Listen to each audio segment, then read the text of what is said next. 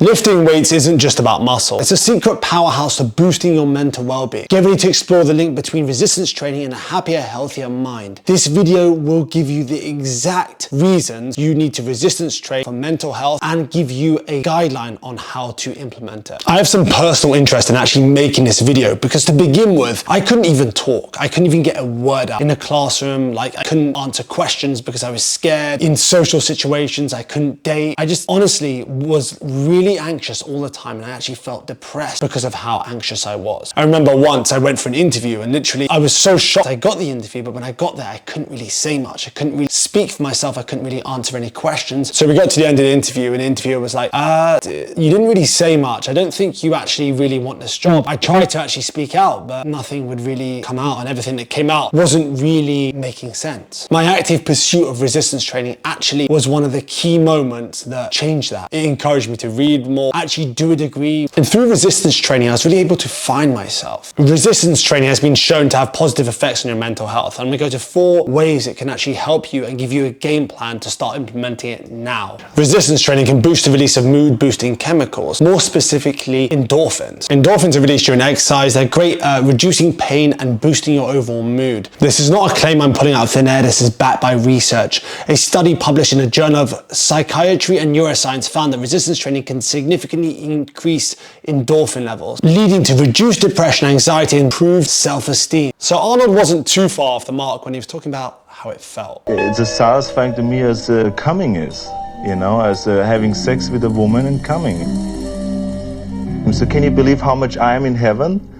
I'm like getting the feeling of coming in the gym. I'm getting the feeling of coming at home. It physically improves your brain health. This is pretty mind-blowing, but it can actually encourage the birth of new brain cells. This defies what we once thought was possible. In the past, we thought our brains were fixed, but new research shatters that belief. When you engage in resistance training, your brain receives a wake-up call, signaling it to produce new neurons in a process known as neurogenesis. This can improve your cognitive abilities and memory. So next time you're thinking about hitting a gym or you're training with your resistance bands or doing some form of resistance training, remember, you're not just working your body, you're also working your mind. Research published in a Journal of Aging and Physical Activity showed that resistance training enhances cognitive function and memory by stimulating the production of new neurons, specifically in the hippocampus, the brain region responsible for learning and memory. Resistance training leads to a reduction in stress and improved anxiety management. It can also improve our ability to deal with stress. When you engage in a well-structured resistance training program, you're putting in an acute stress on your body, one your body can adapt to. Back to my first point, one of the ways resistance training can do this is by releasing endorphin. And just for a nice cherry on top, resistance training can also improve your sleep quality, which is to lead you waking up feel fresh, ready to tackle the day ahead. Again, these are not claims I'm putting out of thin air. The International Journal of Sports and Medicine published a study revealing that regular exercise training decreases stress hormones like cortisol and increases mood-enhancing neurotransmitters such as serotonin. This combination helps combat anxiety and helps promote a sense of calm. As you engage in transformative workouts, your body and mind undergo an evolution. First, you'll notice physical changes like building strength and sculpting your physique. Then, with each milestone reached, every time you progress, you feel a sense of accomplishment, which boosts your self-confidence and self-esteem. Resistance training is also a catalyst for personal development.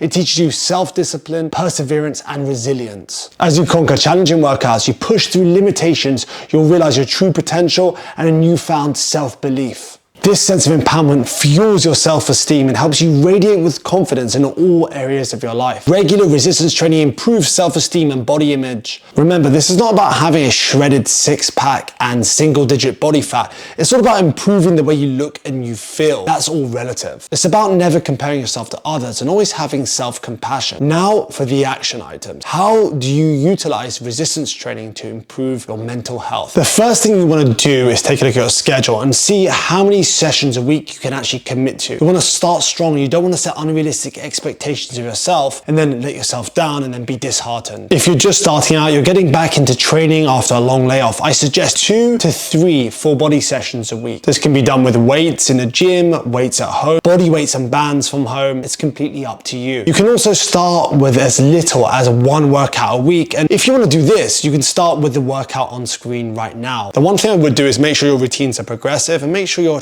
tracking them to know you're progressing. I recommend using an app like JE Fit. You can punch in any of the workouts I've given you and start with that. And make sure you're resting enough. More is not better, better is better. You don't just want to just go crazy and do way too much. That can actually lead to more stress and can lead to injuries, which you do not want. You can either work out with a friend, work out by yourself, or hire a coach to write your program. That's completely up to you. You just need that extra layer of accountability. And some people just have it naturally. Always look for progress and not perfection. One workout is better than none. 2 workouts are better than 1. 3 workouts are better than 2. But obviously go with what you can do right now. That's all I really wanted to cover. Any questions at all, comment below. Any deeper questions, feel free to follow me on Instagram. That's at Adam Scott Fit, and send me a DM there. I check all my DMs. Have the best day ever, and we'll talk soon.